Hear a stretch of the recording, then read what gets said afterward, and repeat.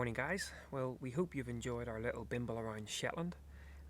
We're actually not on Shetland now, we've been off Shetland for a number of weeks, but before we jump back onto Orkney we thought we'd give a little bit of a summary of a few sort of tips on Shetland and also some things you probably want to go and visit.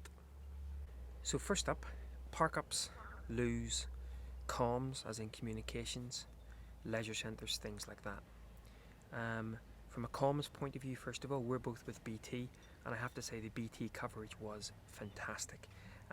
Apparently EE coverage is really good as well, but the BT coverage was phenomenal. We did meet a couple of people who were on other networks, and the coverage was not that great at all. Particularly Vodafone. Yeah. I met one guy who struggled with that. Yeah, so just probably check before you come up, because you may struggle in some of the places that you're going to, and if comms are important, then just be aware. But BT, really good. Obviously we work on the road, so access to a library, and the library in Lerwick was fantastic. The broadband speed, it was like 50 megabits down, 50 megabits up, stupendous. They also had, I think I talked about this before, a couple of Joe Cornish books. Happy days, really good place to work. And they had tea and coffee in the library, which was useful. Loos, leisure centres, things like that there. Showers, all great stuff. And as you can imagine, up here in Shetland, places to park up as well. A lot of the places we're going to talk about in terms of visiting, really good for parking up as well. Shop wise, if you need bread and milk and your basics, there was a few shops dotted around the island. Yep. Bigton especially was a very good community shop there, and another mainland one we found at Cunningsborough. Yep. Yeah, which was really good. Cool. Speaking about Cunningsborough, and I'll put the Cunningsborough. I like to do that there just so she can correct me. Sunday teas. I'll put the link up here, you can see it. If you're on Shetland, I'm sure you will be staying over a weekend during the summer, go check out Sunday teas. Fantastic, really, really good. Ours was the 40-tailed one. I think we talked about it maybe on one of our other videos, which was quite entertaining. But apparently the Bigton one is the one to go to. It's got the best cakes apparently. The key lime pie. Yeah, apparently you heard it here first. So Sunday teas, an absolute must. And normally what it is you pay a set fee, £5-6. That's going to charity. They pick different charities each year. This year that particular one was for an MRI scanner. But you pay £5-6 and then it's all you can eat. And when I say all you can eat, honestly, all you can eat. Yeah. Fantastic. And of course the home baking is just wonderful. And if you stay to the end, apparently you can pretty much take away whatever you want. You just give a bit of an extra donation, but yeah, then you can feed yourself for a week. Exactly, on kick. So yeah, Sunday teas, a must. So places to go and things to see. If you're into your like Neolithic and Stone Age, Bronze Age, Iron Age sites, a couple of things I can recommend would be Old Scatness, which is a very small site but quite interesting, and Jarlshof. Jarlshof is really, really good. Lots to see. You get an audio recorder so you can walk around on your own. Brilliant, right on the coast, beautiful, well worth a visit, and really reasonable. I think it was only about £6, so very good value. So obviously whenever you're on Shetland you probably want to visit some of the islands, and we headed up to Yell and to Unst. And just a little point in that we weren't aware of, but obviously you get across to Yell from the Shetland mainland, and then you head on up to Unst. Now if you break your trip up, i.e. you get the ferry over to Yell first of all, hang out a couple of days and then get the ferry to Unst, you'll actually be charged two separate prices. However, if you combine that in one straight through show, so get the ferry over to Yell, then drive up and get the ferry over to Unst, or your ferry to Yell was after 6 o'clock, I think. The night before. The night before, then you get a kind of one combined rate fee, all the way one rate. Yeah. And it's a return, so obviously they'll take your ticket off you, and then that'll see you all the way back. So yeah, they take the ticket when you get to Unst, and don't be worried if they do take it. When you come back, you don't actually need a ticket. No. So yeah, so if you are heading up, our advice would be to do it all in one slingshot up to Unst, and then work your way down. So obviously one of the reasons, especially during the summer, for going up to Unst is Hermaness, and it is so worth it. 25,000 plus gannets, thousands of puffins, bunch of other seabirds, fantastic scenery. And again, if you're coming up in a van, we actually stayed at Hermanus, the little car park. We didn't arrive until later in the evening, and that meant that we had the pretty much the place to ourselves. Had some glorious conditions. It was fantastic. We had gone up there earlier, and it was quite foggy. In fact, Shetland does suffer with a lot of sort of sea mist rolling in. Yeah, so don't only give yourself one day to go up to Hermanus. Give yourself a bit of flexibility in case you get the sea mist, because you won't see anything really. Yeah, apart from mist. Apart from mist. So then working our way down. Oh, I was just going to quickly say, when you get up to Hermanus, there's like a left and a right walk, and they are quite long walks. So you can either do it in one stint, which will probably take you about 3 hours, I would reckon, 3 to 4 hours, or go up and do it in 2 different stints. But you can walk right, which will take you up to Few Muckleflugger. Yeah, we didn't make it all the way out to Muckleflugger because, of course, we went up there to see the wildlife. So again, Muckleflugger to the right, along with the puffins. Gannets, the gannetry, the main gannetry to the left, and our advice would be maybe to do those over 2 separate visits, really, just to give yourself time to sit and really immerse yourself in it. But Hermanus, an absolute must. And then further down the island, again, if you're into your historical sites, there's a really good castle called Munes Castle, completely free, very interesting, well worth a visit. Yeah, and we stayed there overnight as well. There's a little car park bit that you could stay overnight. Yeah, I mean, don't get me wrong, I like looking around the odd castle, but when I first went down, I was like, oh yeah, ruined castle. No, it's really worth a visit. They actually give you torches because you can go inside, so it's quite a good one if you've got kids as well, because it can make it into a little bit of an adventure. At least I found that with this kid here. So. And there's also a little golf course on Unst. Yeah, there's basically 9 holes spread around the island, and they actually provide clubs and balls. So a little bit of fun. We played 1 hole, I won. So yeah. I don't think you did.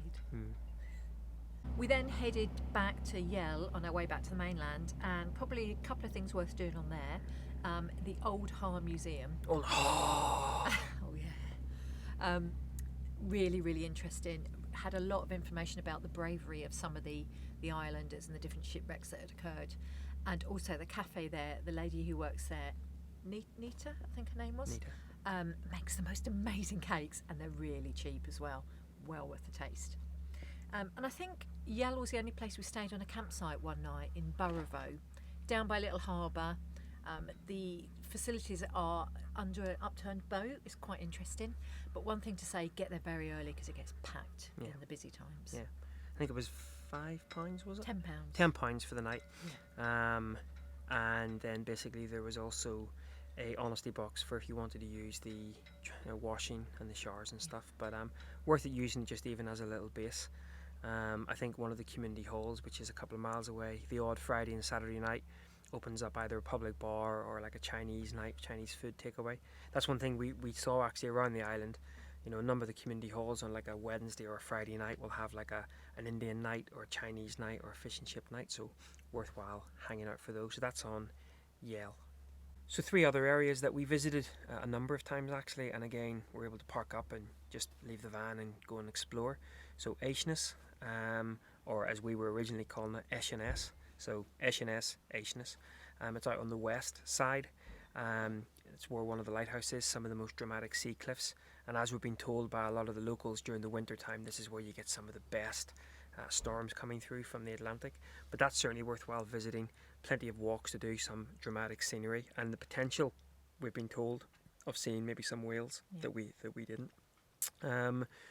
St Ninians as well, St Ninians Isle. I think that is quite a popular place to be, and you'll spot that if you head there in the afternoon, because a lot of the tour coaches will be down there. But again, certainly worthwhile doing. Again, we parked up in the evening and used a couple of days actually to walk around the island. Some fantastic scenery. Again, just a great walk out and just a beautiful It's setting. quite a long walk around that island, so you need to give yourself about an hour or so if you're going to walk around the whole of it. Yeah, but you walk across a Tombola, tombolo. tomato.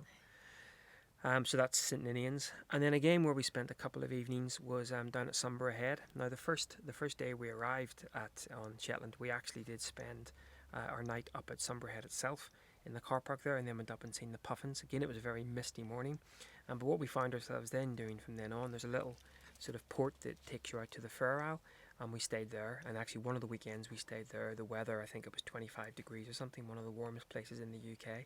Again, a great place just to base yourself, get out on the bikes, do a bit of running, do a bit of walking. So that's down at Sunburg Head, or Sunburg as we were calling it. We got everything wrong. So uncouth. Now, one of my favourite places on the whole of Shetland was where you get the ferry to Moosa from. I think it's called Sansea Pier or something, and it's in Sandwick, I believe. If I talk about the ferry first, you go across to Moosa Island. It's about a half an hour journey across, I think. And then you get to walk around the whole island. How much? How much did it cost? I can't remember. I'll try to put a little link on here if I can remember, because we're just full of the information. Well, it's just that we've done so much, you forget. £12, I'm going to say. No, it was £16. That's There you right, £16 on the boat return. And then I was lucky enough on the day I went, there was a guide called Amy there who you can go on a walk with around the island, and she tells you a bit more information about the island itself and the birds that are around and the plants, etc. And that was an extra £5 I paid for that. So the walk around the island normally takes about an hour. We took 2 hours because we were stopping and talking about everything. But it was very interesting. The broch itself, I believe, is the highest broch in the whole of Scotland. Something like 13 metres high. Could be making that up, so check your facts. But it was Not really our facts, good. check your facts. But you can actually walk up inside it and get to the top. It was really good, really, really good. So well worth a visit. Then when you come back to the pier, back on the mainland, we actually ended up staying there a couple of nights because the wildlife around there was just amazing. Seals there the whole time, eider-duck families, otters. We saw some turnstones with their summer plumage, which I hadn't seen before when they have white heads. So that was quite Plumage, interesting. that's a good word. Plumage. And there's loos down there, so if you park up for the night, you've got accessibility to toilets all night long as well. So I think that's it, wasn't it, from Moosa? Yeah, but really good, really worth it. Definitely go.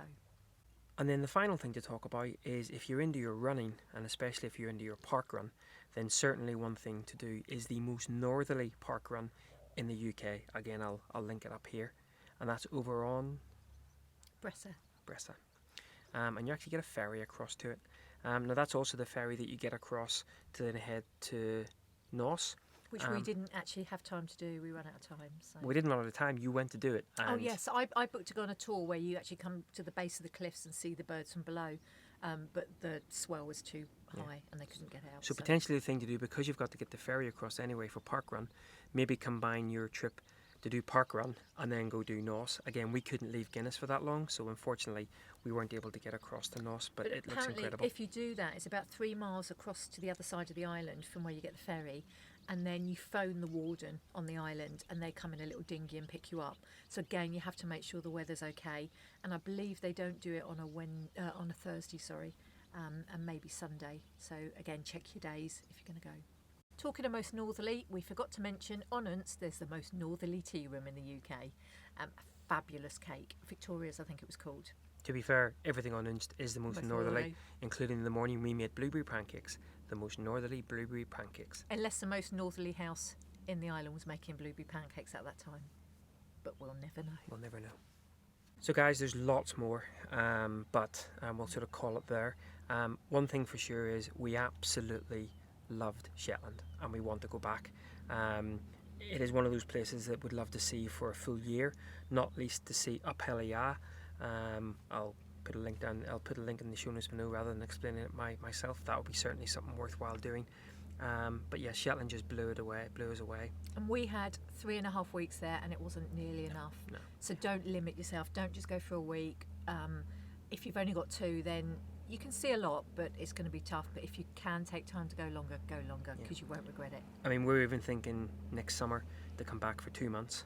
And June and July, probably this time we were sort of there July into a little bit of August, whereas June and July I think you would get to see the best of the wildlife, the kind of things going through. You might get to see whales, which we didn't. You might indeed.